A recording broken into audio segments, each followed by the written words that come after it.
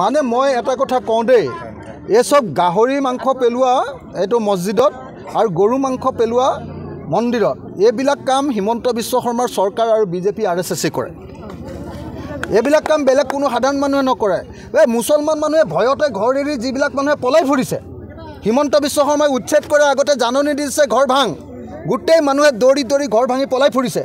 সেই মানুহে কোনোবাই আকৌ নিজৰ মূৰৰ ওপৰত মাৰ পেলাবৰ কাৰণে কোনোবাই গৈ মানে মন্দিৰত গৈ গৰু মাংস পেলাবলৈ যাব নেকি? আপুনি কওকচোন। যিটো অৱস্থা হৈছে আজি মন্দিৰত গৈ এই ভাঙিছে যে, এতিয়া সেই যিটো মানুহে ভাঙিছে বুলি ওলাইছে সেইটোতো আমাৰ এই গোৱালপাৰাৰ মানুহ নহয় নহয়, এইটো ক'ৰ মানুহ বুলি কৈছে? জলেশ্বৰৰ। এই জলেশ্বৰৰ পৰা মানুহ এটা আহি ইয়াত সেইটো ভাঙিব পাৰে নেকি?